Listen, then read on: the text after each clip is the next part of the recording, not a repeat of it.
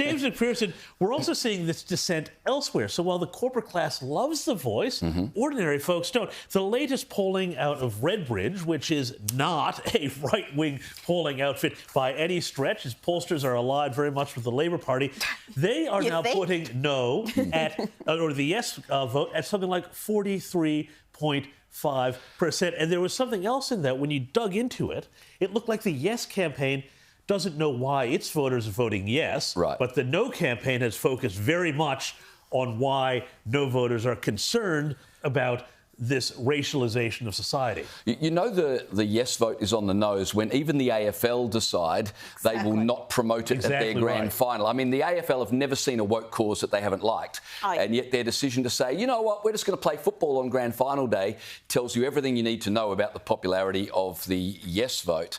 And the other problem that the government have got is that survey you referred to found that fully a third of Labor voters are not going to support the voice. So what Anthony Albanese thought would be a great wedge issue to corner the coalition is actually creating problems for himself with his own base. So that's a big problem for the Prime Minister. And the only demographic really that remains majority yes at this stage, and it's falling, and I'm talking not just this latest RedBridge poll, where we've had 3 polls this week, Newspoll, Essential and RedBridge. The only demographic that's holding majority yes is the under 35s. But even there, latest Newspoll, it dropped from 59% to 55%. So they are losing every demo. This is not just, the boomers who are not on board with this, the way it was painted initially, that, you know, if you want to be on the right side of history, that this is inevitable. That is a nonsense, and an absolute nonsense, and the stats show it. Only 1 in 3 Australian men, for example, intend to vote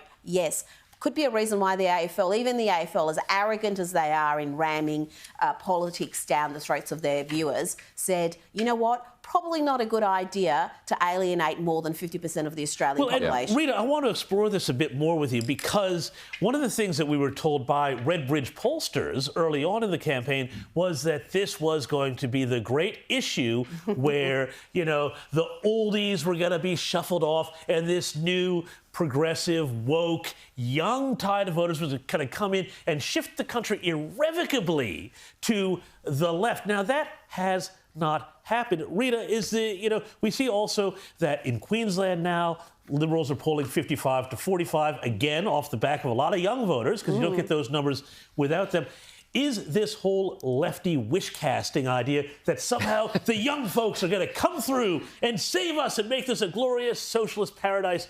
That's all nonsense, isn't it? We've heard this all before. This is what the left always do, and all the leftist pundits that, sadly, a lot of people in the Liberal Party listen to, and they veer left thinking that's the way to win elections. It's not in this country anyhow. Younger people become older eventually. They buy homes, they have families, their politics change. So their under 35 sensibilities don't last throughout their life. And we saw this back in 2007, 2008. You'll remember then, Labor were in government federally. We had the massive landslide to K-Ride, and they held every single state and territory. And this talk was very prevalent then, that the country's changed, Conservatives have got to forget about being conservative if they ever want to get elected again. Guess what? We had the 10-year anniversary just a couple of days ago. There was a landslide victory for the Liberals, a few years later. So this doesn't... The left always think when they win an election that that's the final election. Things have always changed forever. Well, they always wish it was the final election. They always wish it was the final election. They say, and now we're in power, we don't need to hold elections anymore. But I think the great thing with this debate, because this is so important, this is more important than any election, this referendum, because we're talking about our Constitution. Correct. Our founding document.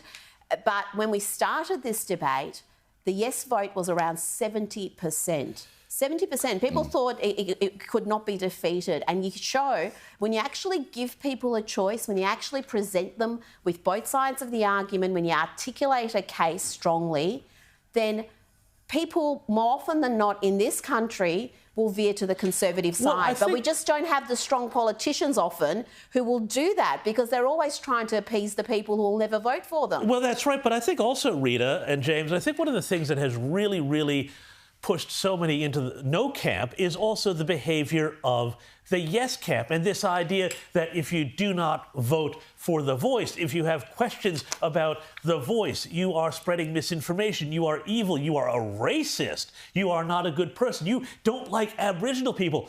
None of these things are true of no voters.